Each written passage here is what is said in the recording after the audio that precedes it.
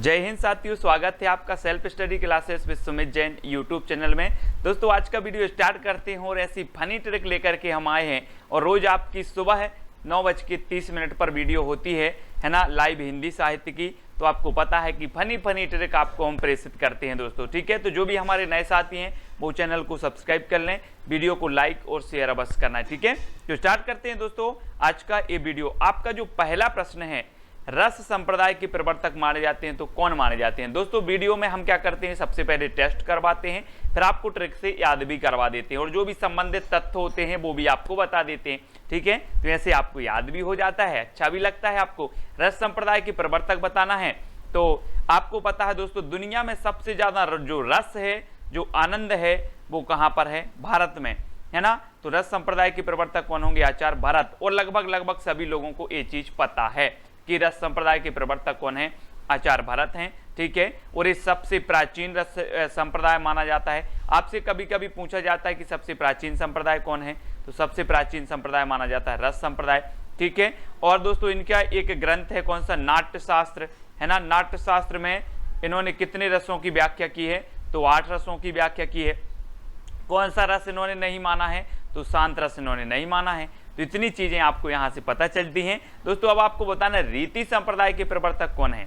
अब 4 विकल्प हैं, आप अपना टेस्ट दीजिए, कमेंट में लिखिए और मैं आपको बता देता हूं दोस्तों कि रीति आया है, रीति। और आपको पता होगा दोस्तों कि जो पंडित लोग होते हैं, जो बामन लोग होते हैं, वो क्या करते हैं, रीति से पूजन करवाते हैं, है ना। बोले पंडित जी, बामन जी, आप बहुत अच्छे से रीति से क्या करवाते हो, पूजन करवाते हो, है ना। तो रीति संप्रदाय के कौन होंगे, बामन। तो आचार्य बामन, है ना। बी नंबर आपका सही हो जाएगा। बामन जो होते हैं वो क्या करवाते हैं, रीति से पूजन करवाते, इसलिए आचार्य बामन रीति संप्रदाय के प्रवर्तक हो जाएंगे। अगला बताना है दोस्तों, ध्वनि संप्रदाय के प्रवर्तक कौन है। अब 4 विकल्प हैं। अब दोस्तों अब मैं आपको पढ़ा रहा हूं, है ना। कोई अच्छी सी ध्वनि आपके कहां तक जा रही है, कहां तक जा रही है, कान तक जा रही है, आपको सुनाई दे रही है अच्छी ध्वनि, तो आपको क्या आ रहा है, आप लोग कमेंट में लिखते हो सर आनंद आ गया, है ना।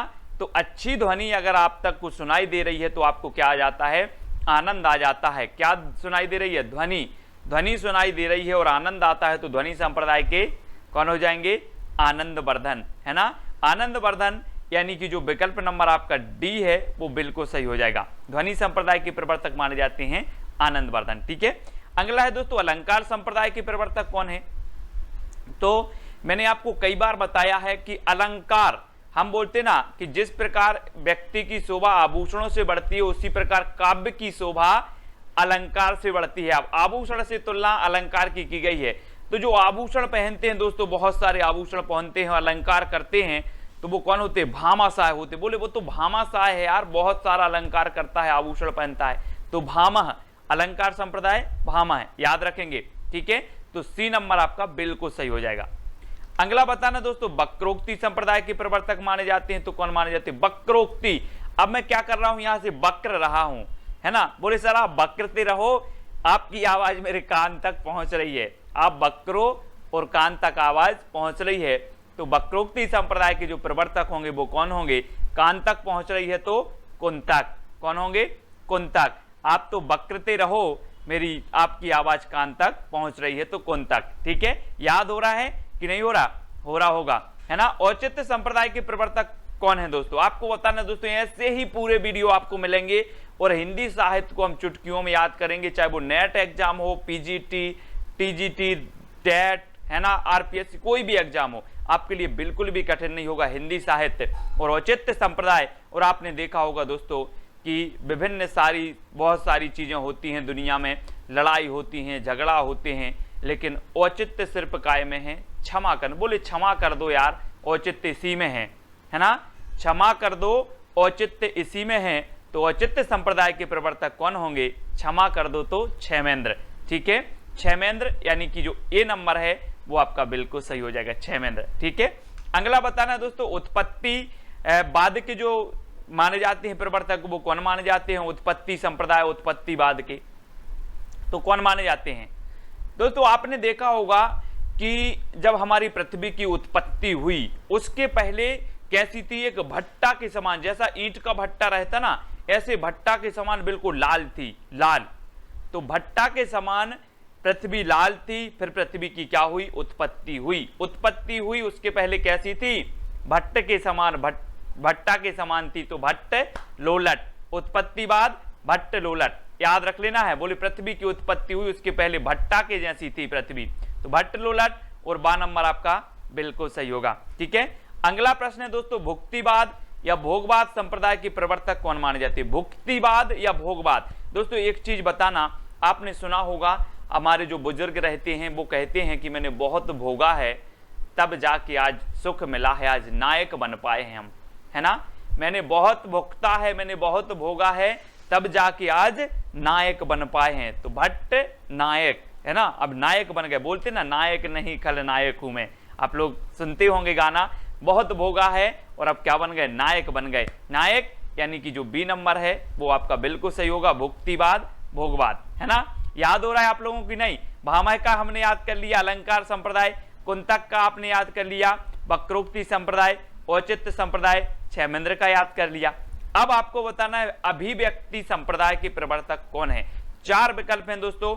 एक चीज बताना, कोई कोई व्यक्ति अभिव्यक्ति करते हैं, है ना। बोले अपन नहीं बोलते गांव में या कहीं भी, बोलते हैं यार मैं आपको एक बात बता रहा हूं लेकिन गुप्त रखना, मैं एक अभिव्यक्ति कर रहा हूं लेकिन उसको क्या करना, गुप्त रखना। तो अभिव्यक्तिवाद के अभिनव गुप्त, है ना, अभिनव गुप्त। दूसरी ट्रिक इसी से क्या निकलेगी, जो अच्छी लगे याद कर लेना, कि जो अभिनय करते हैं वो अपनी अभिव्यक्ति करते हैं। जो अभिनय करते हैं, है ना, आपने देखा हो, बोले हम फिल्म में अभिनय करते हैं, वो अपनी क्या करते हैं, अभिव्यक्ति करते हैं। तो अभिव्यक्तिवाद अभिनव गुप्त। ठीक है, इस प्रकार से भी आप याद कर सकते हो। दूसरा दोस्तों, छायावाद के प्रवर्तक कौन माने जाते हैं? 4 विकल्प है। छायावाद आपने देखा होगा दोस्तों, आधुनिक काल का श्रेष्ठ युग माना जाता है छायावाद, और बहुत ही बढ़िया, है ना, इससे प्रश्न बनते हैं छायावाद के, और इसके प्रवर्तक कौन माने जाते हैं। दोस्तों आपसे अगर पूछूं अभी कि आपके ऊपर किसकी छाया है, तो आप तुरंत बोल दोगे सर मेरे ऊपर शंकर जी की छाया है, मेरे ऊपर शंकर जी की छाया है। तो छायावाद के प्रवर्तक कौन माने जाएंगे? जयशंकर प्रसाद। अब दोस्तों यहां से कई मतभेद हैं। कैसे मतभेद हैं कि देखो, जयशंकर प्रसाद को कौन मानते हैं? जोशी साहब। कौन मानते हैं? जोशी, यानी कि ईला चंद्र जोशी। इन्होंने जोश में आके जयशंकर प्रसाद को छायावाद का प्रवर्तक माना। अगर इस प्रकार से आता है कि छायावाद के प्रवर्तक कौन है, तो आपको टिक करना है जयशंकर प्रसाद। ठीक है, इन्हें कौन मानता है? अगर आपसे पूछा जाता है ईला चंद्र जोशी ने छायावाद का प्रवर्तक किसे माना है, तो जयशंकर प्रसाद। ठीक है, दूसरा दोस्तों, नंद दुलारे वाजपेयी। नंद दुलारे जो वाजपेयी हैं, इन्होंने छायावाद का प्रवर्तक किसे माना है, तो सुमित्रा नंदन पंत। ठीक है, और रामचंद्र शुक्ल ने, अगर आपसे पूछा जाए कि रामचंद्र शुक्ल ने छायावाद का प्रवर्तक किसे माना है, तो मुकुटधर पांडे को। ठीक है, तो ये सारे क्वेश्चन आपके क्लियर हो जाते हैं छायावाद के संबंध में। रामचंद्र शुक्ल ने मुकुटधर पांडे को, नंद दुलारे वाजपेयी ने सुमित्रा नंदन पंत को, ईला चंद्र जोशी ने जयशंकर प्रसाद को, और नॉर्मल आ जाए पूछा जाए कि छायावाद के प्रवर्तक कौन है, तो टिक करना है जयशंकर प्रसाद। ठीक है, इस प्रकार से आपको याद रखना है। अगला बताना दोस्तों, हालावाद के प्रवर्तक कौन है? 4 विकल्प हैं। अब हालावाद आया है तो आपको नहीं लग रहा कि हल्लावाद, हल्ला, और हल्ला कौन करते हैं? कौन करते हैं सबसे ज्यादा हल्ला? बच्चे करते हैं, बच्चन करते हैं। बोले सर बच्चे हल्ला करते हैं बहुत, तो हालावाद, हल्ला बच्चे करते हैं, तो हरिवंश राय बच्चन, है ना। आ नंबर आपका बिल्कुल सही हो जाएगा। सुमित्रा नंदन पंत को क्या कहा जाता है? प्रकृति के चितेरे कवि कहा जाता है। ये चीज भी आपको याद रखनी है। नेक्स्ट आपसे पूछा जाएगा दोस्तों, कैप्सूलवाद के प्रवर्तक कौन है? अब 4 विकल्प हैं, आपको उत्तर बताना है। फिर फनी ट्रिक में आपको बता रहा हूं दोस्तों कि आपने देखा होगा विभिन्न प्रकार के धर्मों में, सभी धर्मों में एक ऐसा कैप्सूल है, उस कैप्सूल का नाम है ओम। आपने देखा ओम जो कैप्सूल है दोस्तों सभी धर्मों में पाया जाता है, सभी मंत्रों में उच्चारण किया जाता है। तो कैप्सूल है, बोले बहुत ही अच्छा कैप्सूल है, सभी मंत्रों में होता है। तो कैप्सूल ओमकारनाथ त्रिपाठी, ओम बहुत ही अच्छा कैप्सूल है ना। तो ओमकारनाथ त्रिपाठी कैप्सूलवाद के प्रवर्तक माने जाएंगे। ठीक है, याद रखना। प्रयोगवाद के प्रवर्तक बताना है आपको। 4 विकल्प हैं, 2 सेकंड आपको दिए जाते हैं दोस्तों, है ना। मैं आपसे अगर पूछूं कि आपने कब प्रयोग किया था, कब प्रयोग किया था, बोले सर मुझे याद ही नहीं है, अज्ञेय, मुझे पता नहीं कब किया था मैंने प्रयोग, है ना, तो अज्ञेय है ना प्रयोगवाद। और आपको पता है कि विज्ञान में अगर पूछा जाए कि विज्ञान ने अभी तक वैज्ञानिकों ने कितने प्रयोग किए, तो बोले सर अज्ञात हैं, अज्ञेय हैं, है ना, तो प्रयोगवाद अज्ञेय, यानी कि सी नंबर जो है आपका बिल्कुल सही हो जाएगा। अगला बताना है दोस्तों, अनुकरण सिद्धांत के प्रवर्तक माने जाते हैं तो कौन माने जाते हैं? 4 विकल्प हैं। और आपने देखा होगा कि जो बाबा रामदेव हैं वो क्या कहते हैं, लेट कर व्यायाम करते, बोले मेरा अनुकरण करो।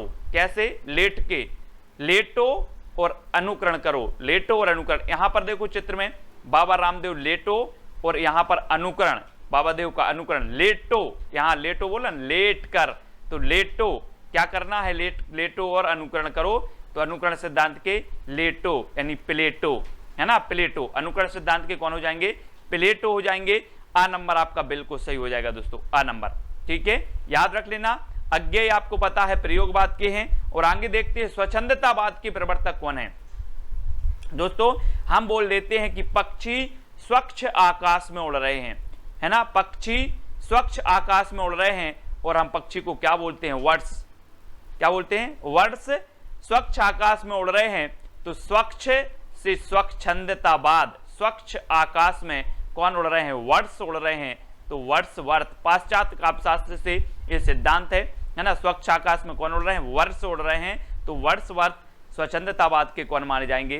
प्रवर्तक, यानी कि आपका उत्तर होगा विकल्प नंबर सा। ठीक है, आपको याद हो रहे हैं कि नहीं हो रहे हैं? बता देना ट्रिक में, एक एक व्यक्ति को कमेंट करके बताना है कि सर कौन सी ट्रिक अच्छी लगी हमें, है ना, जो आपको अच्छी ट्रिक लगी वो कमेंट में लिखकर बताएं, है ना। और दोस्तों प्रतीकवाद के प्रवर्तक माने जाते हैं तो कौन माने जाते हैं? प्रतीक। आपने देखा होगा दोस्तों कि कालिदास ने बोले मेघों को प्रतीक माना है, बालों को प्रतीक, बादलों को प्रतीक मानकर अपनी रचना की है ना, बादलों से अपना संदेश भेजा है, तो बादलों को प्रतीक माना जाता है, तो प्रतीकवाद के कौन होंगे? बादल को माना जाता है तो बादलेयर, कौन? बादलेयर। प्रतीकवाद, प्रतीक माना जाता है बादल को तो बादलेयर, है ना, रचनाओं में प्रतीक माना है तो बादलेयर आपके हो जाएंगे प्रतीकवाद के, ऐसे भी याद करना है। ठीक है, अगला बताना है दोस्तों कल्पनावाद के प्रवर्तक कौन है। अब दोस्तों एक चीज बताना, व्यक्ति क्या करते हैं, रोज उठते हैं और आज की छोड़ के कल की कल्पना करने लगते हैं और परेशान रहते हैं, वर्तमान में नहीं जीते और कल की कल्पना करने लगते हैं, तो कल्पनावाद के कौन होंगे? विकल्प देखो जरा, कौन होंगे? कल की कर रहे हैं तो कालरेज, है ना, काल की कल्पना कर रहे हैं, बोले सर सुबह उठते हैं, आज को छोड़ो और काल की कल्पना करना है, तो कल्पनावाद के जो प्रवर्तक होंगे वो कौन होंगे? कालरेज, यानी कि जो आ नंबर है वो आपका बिल्कुल सही हो जाएगा। ठीक है, अगला बताना दोस्तों यथार्थवाद के प्रवर्तक कौन माने जाते हैं। अब एक चीज बताना, कोई भी काम हम जब करते हैं तो कैसे करते हैं? यथार्थ में करते हैं, है ना, यथार्थ में करबे, यथार्थ में करबे, तो करबे, कारबे साहब ये यथार्थवाद के प्रवर्तक माने जाते हैं। कौन माने जाते हैं? कारबे, हम यथार्थ में कारबे। ठीक है, याद रखना, सी नंबर आपका बिल्कुल सही होगा। अगला है दोस्तों मनोवैज्ञानिक यथार्थवाद के प्रवर्तक कौन माने जाते हैं? मनोवैज्ञानिक यथार्थवाद, अभी यथार्थवाद था, कारबे साहब थे, अब मनोवैज्ञानिक यथार्थवाद है, तो इसके प्रवर्तक कौन माने जाते हैं? तो आपको बताना है, आपने पढ़ा है मनोविश्लेषणवाद पढ़ा है, मनोवैज्ञानिक यथार्थवाद है, तो इसके प्रवर्तक माने जाते हैं दोस्तों फ्रॉयड, यानी कि जो डी नंबर है वो आपका बिल्कुल सही हो जाएगा। ठीक है, अब दोस्तों आपको बताना है कि जो वीडियो है वो आपको कैसा लगा, आपको जो संप्रदाय हैं, जो सिद्धांत वो याद हुए कि नहीं हुए, जल्दी से बताना। और इसके पहले मैंने आपको दोस्तों रीतिकाल के कवि क्रमबद्ध रूप से याद करवाए, तुलसीदास की पूरी रचनाएं क्रमबद्ध से याद करवाई, कौन सा खंड काव्य है, कौन सा प्रबंध काव्य महाकाव्य है ना, कौन से इनके मुक्तक काव्य हैं, कौन सी ब्रज भाषा में, कौन सी, अब सारी चीजें ट्रिक से याद करवाई और निरंतर ये प्रक्रिया चल रही है। इससे पहले बहुत सारे हिंदी साहित्य के ट्रिक की वीडियो अपलोड हो चुके हैं। आपका चैलेंज प्रश्न है, जो हर एक व्यक्ति जो भी वीडियो देख रहा है उन सभी को बताना है इस प्रश्न का उत्तर। ये चैलेंज है कि हजारी प्रसाद द्विवेदी ने सूफी काव्य की प्रथम रचना किसे माना है? 4 विकल्प हैं, हंसावली, चंदायन, सत्यवती कथा या फिर मृगावती। ये 4 में से आप चयन करके अपना कमेंट उत्तर में जरूर लिख देना। ठीक है, और दोस्तों जो भी साथी व्हाट्सएप ग्रुप से नहीं जुड़े हिंदी साहित्य के, वो व्हाट्सएप ग्रुप से जुड़ जाएं, 98609291 आपको ये व्हाट्सअप नंबर दिया है। इसमें आप मैसेज करेंगे तो आपको लिंक मिल जाएगी ग्रुप की। और टेलीग्राम ग्रुप है अपना दोस्तों, टेलीग्राम ग्रुप में आपको जुड़ना है, टेलीग्राम ऐप डाउनलोड करना है, उसमें सर्च करना है IAS स्टडी ट्रिक और ज्वाइन हो जाना है। ठीक है, वीडियो को सभी लोग लाइक और शेयर अवश्य करेंगे और कौन सी ट्रिक अच्छी लगी वो भी आपको कमेंट के माध्यम से जरूर बताना है। तो आज के वीडियो के लिए बस इतना ही। जय हिंद।